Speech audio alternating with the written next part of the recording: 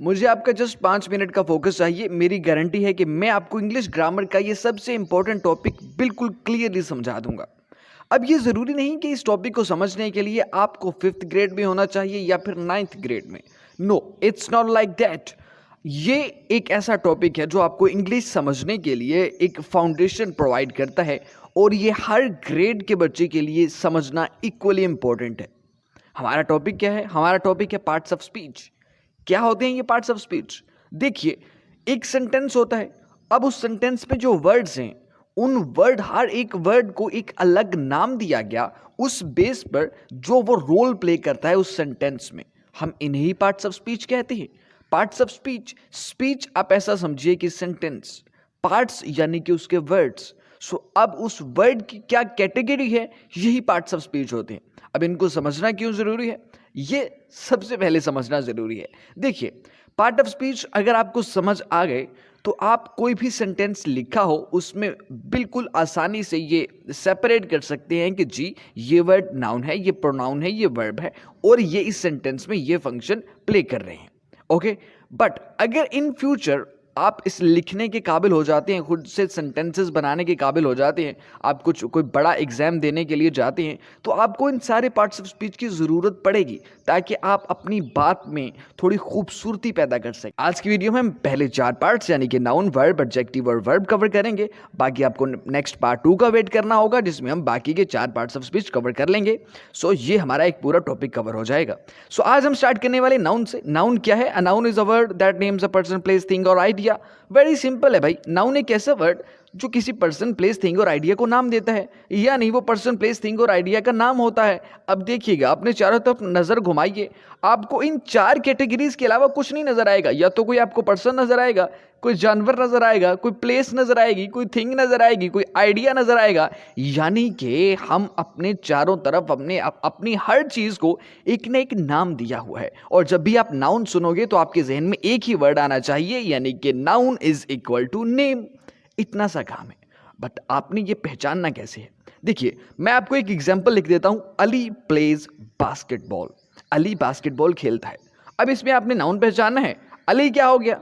Name है। जी हाँ, person का नेम है। उसके बाद बास्केटबॉल भी नेम है। जी हाँ, बिल्कुल, ये गेम का नाम नेम है। आपने पहचान लिया। इस एक सेंटेंस में 2 नाउन हमारे पास आ गए। तो मैंने क्या कहा था, क्योंकि भाई हर जगह हमारे पास इर्द गिर्द नाउन ही मौजूद हैं, इसलिए ये पार्ट ऑफ स्पीच सबसे ज्यादा यूज होता है।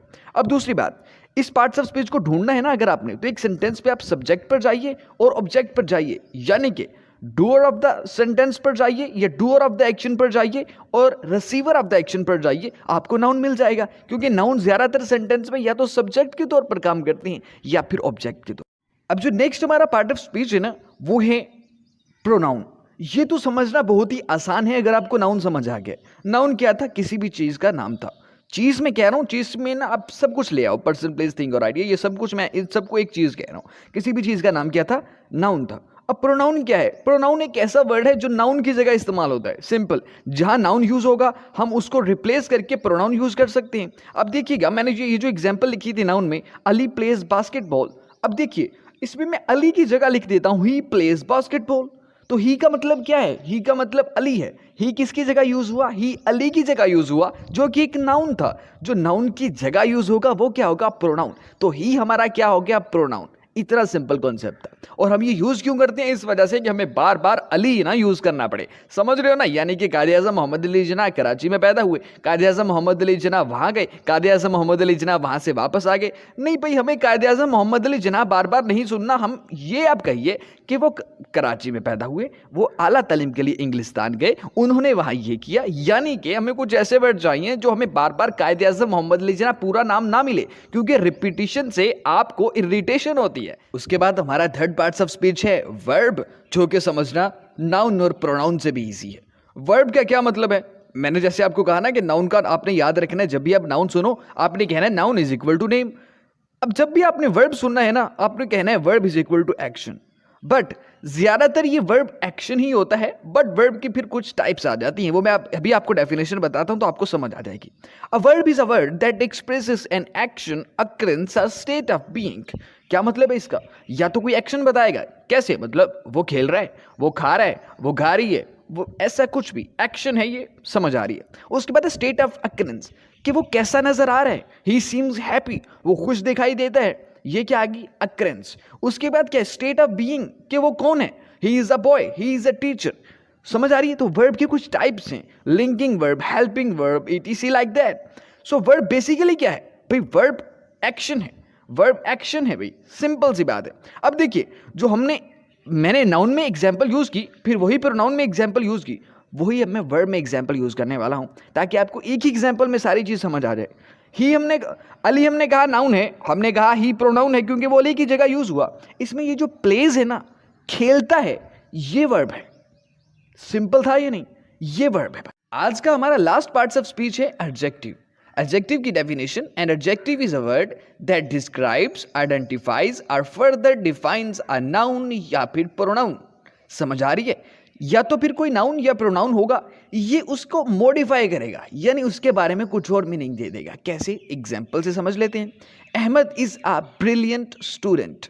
सबसे पहले आपने इसमें पहचानना है कि नाउन क्या है। इसमें अहमद भी नाउन है, स्टूडेंट भी एक नाउन है।